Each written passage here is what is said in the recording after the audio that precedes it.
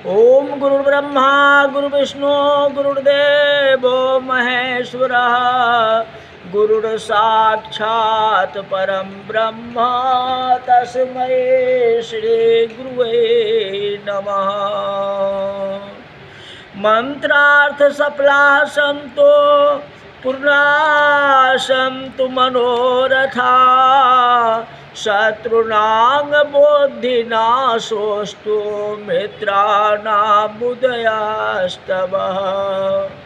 सुमिरत हरिः श्राप गति बाधी सहज विमल मन लागी समाधि। मुनि गति देख सुरेश डेराना कामी बोल के न सनमाना।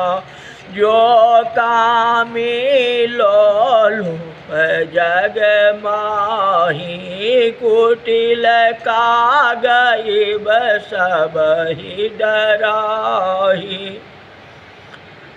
नारद जी हिमालय के गुफा में बैठ करके तपस्या करने लगे।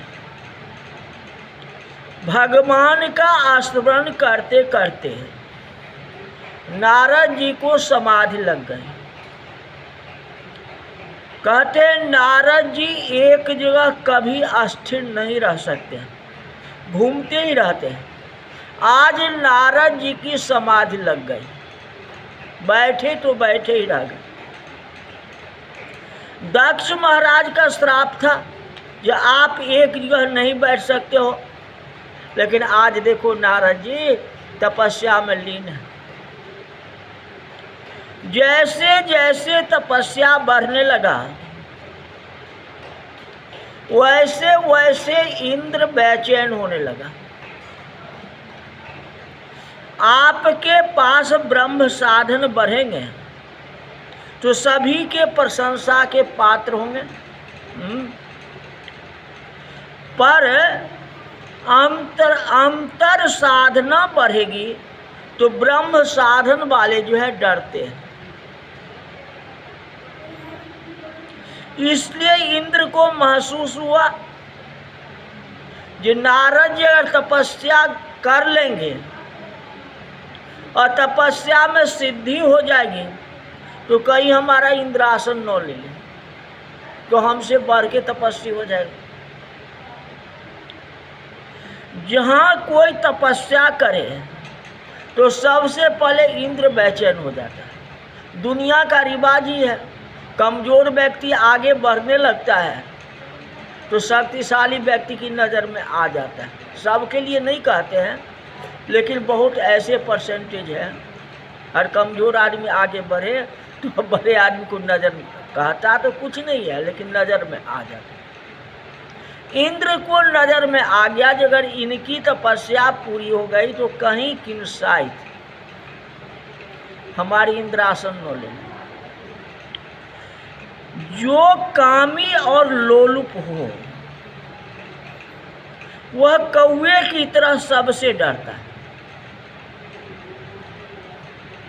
इंद्र ऊपर जाके अमर हो गया पर निर्भय नहीं है। अमर होने से कुछ नहीं होता, निर्भय नहीं है, मन में लगा रहता है जो हमसे भी कोई अगर शक्तिशाली आ जाए कहीं हमारा राज सिंहासन न छीन। उनको डर लगा रहता है। अब बराबरी हुआ, जलंधर से भी इंद्र डर गए, रावण से भी डर गए, सबसे डर गए। तो जाके ब्रह्मा जी को स्तुति करते हैं, तो विष्णु जी को स्तुति करते हैं, तो शंकर भगवान का स्तुति करते हैं, महाराज मेरे ऊपर आपदा आ गई है। और अपराध सबसे ज़्यादा इंद्र महाराज ही करते हैं। महान से महान अपराध कर देते हैं, अपराध कर देते हैं, दंडित भी होते हैं, ज्ञान भी है। परमात्मा ने उनको बहुत सम्मान दिया हुआ है, उस सम्मान का उपयोग नहीं करते हैं। अगर सम्मान का उपयोग करते तो कलंक उनको क्यों लगता। इंद्र महाराज को तो कलंक भी लगा हुआ, अब बहुत सारे अपराध भी किए, लेकिन तो भी भगवान रक्षा करते।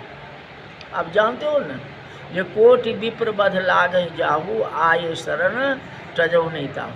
कोई करोड़ों ब्राह्मण को भी हत्या कर दे ना, ऐसा पाप हो ना, और भगवान की शरण में आ जाए ना, तो भगवान उसको माफ कर देते हैं।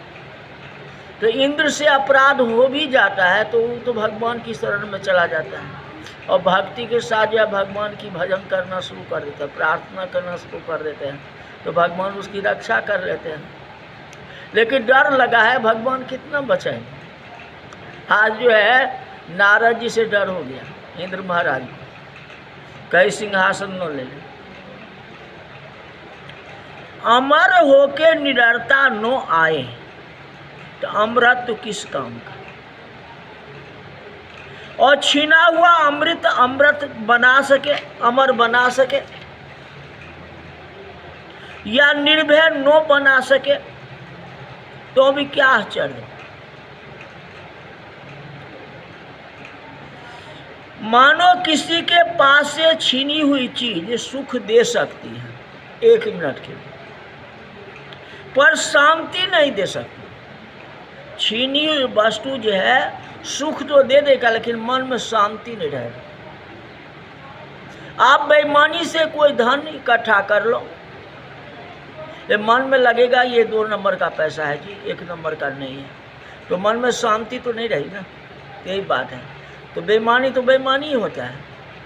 चाहे किसी तरह आपको अमृत मिल जाए, या धन मिल जाए, या संपत्ति कुछ भी मिल जाए, आपकी मेहनत का तो नहीं है, अंचित है ना। तो मन में शांति कहाँ से मिलेगी। आप अनुभव करेंगे, जो नीति से जितना मिले उसी में शांति, जितना भगवान दिए हैं उसी में आप सुखी रहो।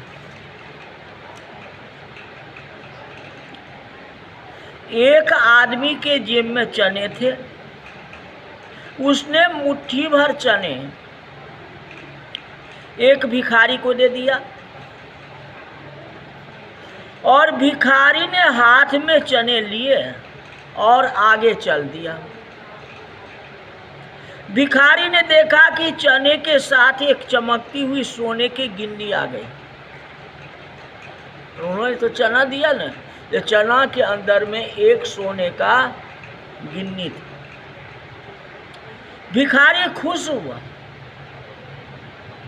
उसने सोचा कि आज बहुत अच्छा दिन है,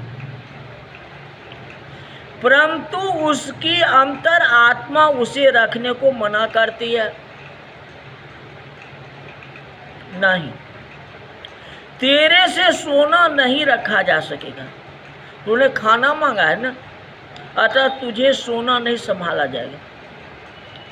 तूने खाना मांगा था, इसलिए तुझे चने ही रखे जाएंगे, अन्य वस्तु नहीं रखी जाएगी। मन कहता है कि सोने की गिन्नी रख ले, अब भुना ले। आत्मा कहते नहीं, ये जो है वापस दे दो, ये तुम्हारे लिए नहीं। जो तूने मांगा वही चीज चाहिए ना, उसमें दूसरा वस्तु आ गया तो उसको वापस कर देना चाहिए ना। सारी रात मन और आत्मा के बीच टकरार होती रही। सुबह भिखारी बहुत परेशान हो गया, सारी रात ठीक से सो नहीं सका। उठकर रोज नियत समय पर नियत जगह पर जाकर के बैठ गया। उसने माना कि वह भाई रोज वहां से निकलता होगा, यदि मैं उसे देखूंगा तो ये गिन्नी वापस दे दूंगा। वह रोज देखता और बैठता। जब वो आदमी वहां से निकला तो भिखारी खड़ा होकर बोला, जी साहब, आपने अच्छा किया जो यहाँ से निकले। आपने कल मुझे चना दिए थे ना, और उसमें एक सोने का गिन्नी आ गई थी। ये गिन्नी आपको वापस करना चाहता हूँ। तो मैंने आपसे चना मांगा था, तो मैं चना ही लूँगा ने।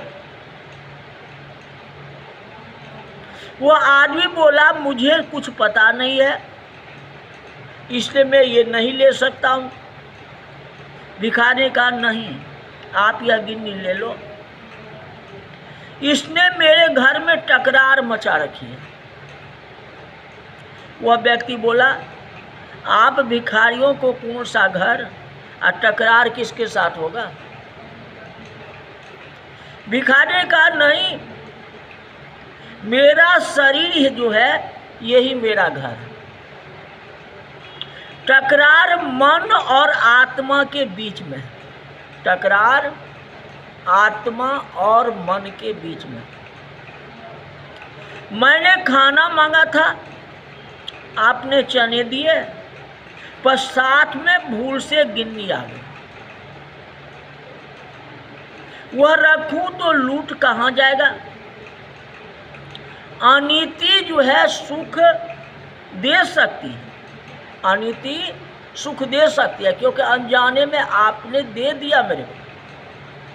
आपको पता नहीं है जो चने में क्या है। आप भी अनजाने में किसी से ले लिए होंगे, लेकिन आपको पता नहीं। जैसे किसी व्यक्ति ने आपको दिया और वही चना मुझे दे दिया, आपने तो नहीं देखा, अब मैंने देखा इसमें गिन्नी है। चना आपने दिया और ये गिन्नी बीच में हमें टकरार कर रहे, मन में शांति नहीं ला रही। तो जो वस्तु में शांति न हो उसको हटा देना चाहिए। सबसे बड़ा शांति, सबसे बड़ा जो संतुष्टि है। बेकार धन कमा के तू मन मगन न होगा, और होगा सुखी न जब तक संतोष धन न हो। तो सबसे बड़ा तो संतोष है, संतुष्टि है, शांति है। गिन्नी हमारे मन और आत्मा को टकरार करवा रही। मुझे शांति चाहिए, मुझे सत्य की राह पकड़नी चाहिए। देखो कितना बड़ा भिखारी में ज्ञान था, यही बात। और उस व्यक्ति में भी कितना बड़ा ज्ञान था कि मेरे को पता नहीं जो ये गिन्नी हमारी है या किसकी है। तो वह कहता लिया तो मैंने आपके हाथ से न, आप किसी से लिए होंगे, आपने नहीं देखा होगा, उनसे आपने लिया और मुझे पकड़ा दिया। तो मैं सामने खड़ा था, मैंने आपसे मांग दिया। लेकिन मैंने तो देखा तो मैं आप लिया तो आप ही से न, तो आप ही को दूँ। इसलिए गिन्नी ये टकरार करती है। जिससे आत्मा में शांति मिले ऐसा काम कर। शांति जब तक हम सच्चाई से नहीं चलेंगे तब तक नहीं हो सकती।